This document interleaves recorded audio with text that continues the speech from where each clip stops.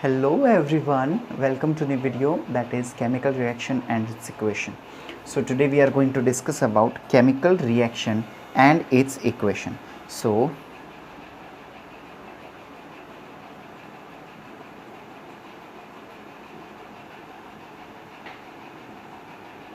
what is meant by chemical reaction? In that we have to know what is meant by reaction.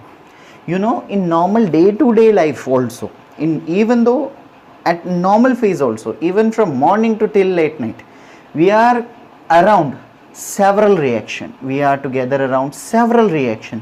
We always said that at our home, that our father or our mother always said that don't play with that, because of that it will be affect to your skin, it will be give you an reaction, bad reaction to your face. Don't apply this to your face, or don't play with that, don't play with this, because of that you will get some dangerous reaction on you. So reaction means what? Even though mixing of salt in a water is nothing but one type of reaction. See, mixing of salt in a water is also a one type of reaction in which solute plus solvent both are combined and product is formed. Solute, and second one is solvent. Oh, sorry. Before that, I just wanted to tell you reaction. What is meant by reaction? Reaction is nothing but when two components react with each other and form a third one different component is known as reaction. In which what we require first solute, and secondly we have require solvent. Solute plus solvent gives product. Solute plus solvent give product. What is meant by product? Product is nothing but the composition of two things. For example, here we can take an example, several examples are there, but we'll take normal one. If you take the sugar plus water gives what exactly the reaction gives? That is sweet water or sugar water. Lemonade based, we can say. In nowadays means in summer season we are always familiar about this reaction. Just we have to add a pinch of salt in it and a tablespoon of lemon juice in it. So that's it. Lime water will be formed over the, lemonade will be formed there and we'll have to drink. You know, this is also one type of a chemical reaction. In that chemicals require, chemical reaction means what? The reaction which requires all the chemicals. Here sugar is also one type of chemical reaction. Water is also one type of a chemical for us. And sugar water is another different, because it do not, water in sugar water does not give as a original taste of this water, and sugar does not give as the original taste of this sugar. This sugar is sweet and we have to crush it inside our mouth, inside the teeth. We have to make it into a small pieces or into a powder form. But when we have sugar plus water, at that time we have to just directly drink to it, which means here the constitution change, here the composition change, here the actual product is also changed, taste is also changes, where sugar is so sweet while water do not have any taste, but afterwards the sugar water gives in a little bit sweet taste, which is not exactly the stronger than this sugar, okay, and not less than this water, which is, देखो इसमें हम लोग simply ऐसे भी बोल सकते हैं, देखो ये जो शुगर प्लस वाटर का रिएक्शन लिया हमने, ठीक है, शुगर वाटर अपने को मिल गया, देखो इसमें ये जो शुगर है ना इससे बहुत कम रहेगी, जितना ये स्वीट लगेगा उतनी ये शुगर नहीं लगेगी, और जितना ये वाटर वीक लगेगा उतना ये वाटर वीक नहीं लगेगा। इसका मतलब क्या है? यहाँ पे जो भी कंपोजिशन था, यहाँ पे ओवरऑल वो कंपोजिशन क्या हो चुका है? चेंज हो चुका है, या फिर टर्मिनेट हो चुका है, डिफरेंट आ चुका है। So solute plus solvent, what is mean by solute and what is mean by solvent? See, solute is nothing but the part which acquire in the reaction. Reaction के अंदर, रिएक्शन को start करने के लिए जो एक पार्ट होता है, स्मॉल पार्ट होता है, उसको कहा जाता है सॉल्यूट, और जो लार्जर पार्ट होता है उसको कहा जाता है सॉल्वेंट। अब इसमें एक इंटरेस्टिंग फैक्ट मैं आपको बता दूं, that is water is consider as a universal solvent. Water को यूनिवर्सल सॉल्वेंट कहा जाता है। क्यों? Why water is called as universal solvent? So this is today's question, ये आज का प्रश्न है कि वाटर को यूनिवर्सल सॉल्वेंट क्यों कहा जाता है। हालांकि अगर हमने 1 लीटर वाटर लिया और 10 kg शुगर लिया तो वहां पे सॉल्यूट क्या हो जाएगा? वाटर, और सॉल्वेंट क्या हो जाएगा? शुगर। लेकिन फिर भी वाटर को यूनिवर्सल सॉल्वेंट क्यों कहा जाता है, ये आपको मुझे बताना है नीचे कमेंट बॉक्स में कमेंट करके। ओके, सो सॉल्यूट प्लस सॉल्वेंट, जो भी स्मॉल क्वांटिटी में होता है उसको कहा जाता है सॉल्यूट, और जो भी लार्ज क्वांटिटी में होता है, मैक्स क्वांटिटी में होता है, उसको कहा जाता है solvent. For example 1 glass of water, यहां पे 1 ग्लास भर के पानी है और 1 टेबल स्पून भर के आपके पास सिट्रिक एसिड है, तो इसमें सॉल्यूट कौन है और सॉल्वेंट कौन है? ऑब्वियसली ये क्या हो गया आपका सॉल्यूट और ये क्या हो गया आपका सॉल्वेंट, करेक्ट? नो, ये हो गया आपका सॉल्यूट और ये हो गया आपका सॉल्वेंट। क्यों? क्योंकि 1 टेबल स्पून भर के क्या है, सिट्रिक एसिड है, और 1 ग्लास भर के पानी है। लार्जर कौन है? ग्लास भर के पानी। स्मॉल कौन है? Citric acid. सो इसमें से स्मॉलर को क्या बोलेंगे हम लोग? सॉल्यूट। लार्जर क्वांटिटी को क्या बोलेंगे? सॉल्वेंट। तो सॉल्यूट सॉल्वेंट दोनों को मिक्स कर दीजिए, आपको खट्टा पानी मिल जाएगा, वो हो गया आपका product. Late it B. Okay, so solute plus solvent, I think this concept is clear to you. Regarding to this concept, if you have a doubt, so don't hesitate to ask me in the comment box which is given below. Don't hesitate to ask. You know, in chemical reaction or in any reaction, it changes its phases. Phases changes means what? There was a 2 major changes are occur in any chemical reaction. 2 major reactions were there. Which one they are? First one is chemical changes and second one is physical. Oh sorry, I can write down. Okay, physical changes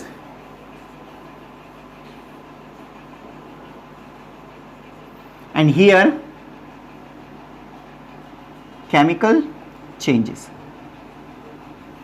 Physical change and chemical change. Next, formation or transformation of ice into water. आपके पास ना ice cubes है, उसका क्या हो गया है? Water में convert हो गया, वाटर ड्रॉपलेट में। ठीक है, कौन सा चेंज हुआ? ये फिजिकल चेंज हुआ या फिर केमिकल चेंज हुआ? ऑब्वियसली फिजिकल चेंज हुआ। इसने सिर्फ अपना स्टेट चेंज किया है, कंपोजिशन चेंज किया है। क्या? बर्फ पिघल जाएगा तो पानी बनेगा, और पानी को ठंडा किया तो बर्फ ही बनेगा। सिर्फ और सिर्फ स्टेट चेंज हुआ है। जब स्टेट चेंज होता है उसको कहा जाता है फिजिकल चेंज, और जब उसके कॉम्पोजिशन चेंज होते हैं या फिर अंदर साइड के कॉम्पोजिशन पार्ट जो है वो चेंज हो जाते हैं, उसको कहा जाता है केमिकल रिएक्शन। अब केमिकल रिएक्शन में क्या बोल सकते हैं हम लोग? कुकिंग ऑफ फूड, या फिर हम लोग दूसरा भी ले सकते हैं, या फिर बेस्ट एग्जांपल है कुकिंग ऑफ फूड।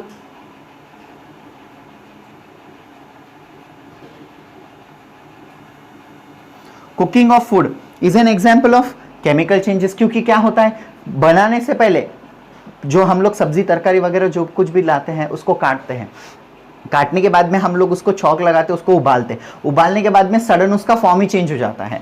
मगर एग्जाम्पल के तौर पर अगर आपको देखना है तो मुट्ठी भर के चावल लीजिए, खा लीजिए, तड़ल तड़ल करके बजाइए दाग के नीचे, कैसे लगेंगे? करके मत देखो, अगर करना है तो भी स्टार दे रहा हूँ मैं। स्टार मीन्स वो terms and conditions are applied, मतलब अपने अपने इस पे, ठीक है? Let it be, don't try this because इसकी वजह से आपका पेट दर्द होगा, इसको ट्राई मत करिए, ठीक है? I am just joking. अगर आपने एक मुट्ठी चावल देखा है और वही एक मुट्ठी आप बना हुआ चावल देख लीजिए या फिर पका हुआ चावल देख लीजिए, दोनों में कितना फ़र्क है? बना हुआ चावल अगर आप रखते भी हो मुंह में और थोड़ा सा भी दबा देते तो वो क्या हो जाता है? पूरा, मतलब you can solve it. But जो कच्चा चावल होता है उसको देखा है ना आपने, जब कच्चा चावल होता है उसके कंपोजिशंस अलग होते हैं, जब वो चावल बनता है तब जाके उसके कंपोजिशंस अलग हो जाते हैं। इसका मतलब उनका इंटरनल स्ट्रक्चर ही चेंज हो रहा है। जब कभी भी इंटरनल स्ट्रक्चर चेंज होता है उसी को कहा जाता है केमिकल चेंजेस। अब अभी आप है ना मेरे स्क्रीन के ऊपर यहाँ पे आपको दिखाई दे रहा है, देखो बच्चों, यहाँ पे आपको है ना एक चार्ट दिखाई दे रहा है, दिखाई दे रहा है ना आपको ये चार्ट? हाँ ठीक है, तो ये चार्ट देख लीजिए, ठीक है? अब इस चार्ट में है ना मैंने कुछ एक कंपोजिशंस रखे वाले हैं या फिर कुछ एक ये रखे वाला है, मतलब जैसे कि आप देख सकते हो। सबसे पहले क्या लिखे वाला है यहाँ पे? Transfer of ice into water. Second वाला है यहाँ पे कुकिंग ऑफ फूड। थर्ड वाला है रिपिंग ऑफ फ्रूट। फोर्थ वाला है milk turn into a curd. Next है इवेपोरेशन ऑफ वाटर। नेक्स्ट है digestion of food in the stomach. Next है size reduction of naphthalene balls which are exposed to air. Next है staining of Shahabadi and Kadapa tiles by lemon juice. and last वाला है baking of glass object on falling from the height. breaking, sorry not baking, it's breaking. बच्चों इसमें physical changes में मैं एक बात ये साफ कर दूं, फिजिकल चेंजेस में हम लोग उसको वापस ला सकते हैं। फॉर एग्जाम्पल, इस आइस का आपने क्या बना दिया, वाटर। इस वाटर को वापस रेफ्रिजरेटर में डाल दीजिए आप, फिर से आइस का, वाटर का क्या बन जाएगा, आइस बन जाएगा। रिवर्स प्रोसेस है, रिवर्स प्रोसेस है। फॉर एग्जाम्पल, पानी है, पानी को इवेपोरेट किया, इवेपोरेट करके उसको डेंस कर दिया, फिर से बारिश हुई, पानी नीचे आया। कौन सा चेंज है फिर ये, कौन सा चेंज है, फिजिकल चेंज हुआ ना, क्योंकि पानी इवेपोरेट हो रहा है, टेम्परेचर बढ़ रहा है, इवेपोरेट हो रहा है, ऊपर जा रहा है, ऊपर जा रहा है, ठंडा हो रहा है, फिर से पानी बन के नीचे आ रहा है। रिवर्स प्रोसेस है, फिजिकल चेंज है। केमिकल चेंज है क्या, मतलब इवेपोरेट हुआ, ऊपर गया, भाप बन गया, भाप बन के नीचे पेट्रोल बन के बरसने लग गया। पेट्रोल बन के बरसता है क्या पानी गया तो, या फिर केरोसिन बन के, डीजल बन के नीचे बरसता है क्या, नहीं ना, ऐसे नहीं होता है ना। जो गया वही वहां पे से फॉर्म चेंज करके होता है। लेकिन जैसे देखो यहाँ पे चावल है, चावल को आपने पकाया, पकाने के बाद फिर से आप उसको चावल बना सकते हो क्या, जैसे कि फॉर एग्जांपल आपने चावल का भात बना दिया, भात, ओके, वरण भात में का भात बना दिया, तो आप उस भात का फिर से चावल बना सकते हो क्या।